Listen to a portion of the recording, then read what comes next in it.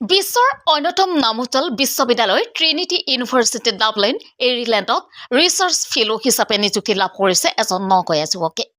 IIT গুৱাহাটীৰ পৰা doctor degree লাভ কৰা ডক্টৰ মুছা কালিমুল্লাহ ইতিমধ্যে নেৰিষ্ট বিশ্ববিদ্যালয়ৰ পৰা ইঞ্জিনিয়াৰিং BTech ডিগ্ৰী লাভ কৰিছে। যুৱকজনৰ নাম ডক্টৰ মুছা কালিমুল্লাহ। মুছা কালিমুল্লাহ আয়াৰলেণ্ডত আৰ্টিফিচিয়েল ইণ্টেলিজেন্স বিষয়ৰ ওপৰত গৱেষণা কৰিব। পিতৃ অৱসৰপ্ৰাপ্ত আৰক্ষী বিষয়া ইব্ৰাহিম আলী আৰু শিক্ষয়িত্ৰী মাতৃ চুলতানা ফজিলা খানমৰ সদীৰ্ঘ সন্তান ডক্টৰ মুছা কালিমুল্লাহ আলী টাঙনি উচ্চমানীয়া উচ্চতৰ মাধ্যমিক বিদ্যালয়ৰ পৰা শৈক্ষিক জীৱনৰ পাতনি মেলিছে।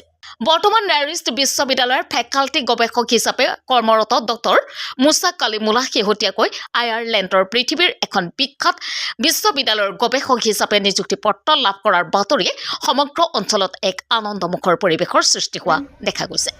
নগাঁৱৰ পৰা এহিয়া আহমেদৰ ৰিপৰ্ট R24 লাইভ। ধন্যবাদ আপোনালোক সকলোকে। মই মোৰ শিক্ষা জীৱন পাতনি মেলিছিলোঁ পশ্চিম আলিটিকনি মুক্ত বিদ্যালয়ৰ পৰা। তাতে মই ক্লাছ 4লৈকে পঢ়ি মই আলিটিকনি উচমানীয়া হায়াৰ ছেকেণ্ডেৰী স্কুললৈ মই ক্লাছ 5ৰ পৰা ক্লাছ 10লৈকে পঢ়িছোঁ। তাৰপিছত মই ক্লাছ 10ত ফৰ্টিনৰ পাছ কৰি হায়াৰ ছেকেণ্ডেৰী ৰামানুজন জুনিয়ৰ কলেজত পঢ়িছোঁ। তাতে এবাৰ পাছ কৰি আপোনাৰ BTech কৰিছোঁ মই নেৰিষ্টৰ পৰা। তাৰপিছত BTechৰ পিছত মই IIT গুৱাহাটীত মই PhD লাভ কৰিছোঁ ষ্ট্ৰাকচাৰেল ইঞ্জিনিয়াৰিঙত। আৰু আকৌ মই নেৰিষ্টতে এজ এ ফেকাল্টি হিচাপে মই গেষ্ট ফেকাল্টি হিচাপে মই চাকৰি কৰি আছিলোঁ ইমান সময়। তাৰপিছত মই এতিয়া আয়াৰলেণ্ডত ট্ৰিনিটি কলেজ ডাবলিনত মই এজ এ ৰিচাৰ্চাৰ হিচাপে তাতে চিলেকশ্যন পাইছোঁ। আৰু মই এতিয়া অহা 26 তাৰিখত মই তাতে যাম আৰু কণ্টিনিউ কৰিম as a researcher Trinity college Dublin. কেনেকুৱা কলেজটো এইখন ইউনিভাৰ্চিটিখন বহুতেই প্ৰাচীন ইউনিভাৰ্চিটি। 1592 চনত এষ্টাব্লিছ হৈছিলে এইখন ইউনিভাৰ্চিটি। আৰু ৱৰ্ল্ডৰ ভিতৰত 87 ৰেংক টপ 100ৰ ভিতৰত ইউনিভাৰ্চিটি আছে।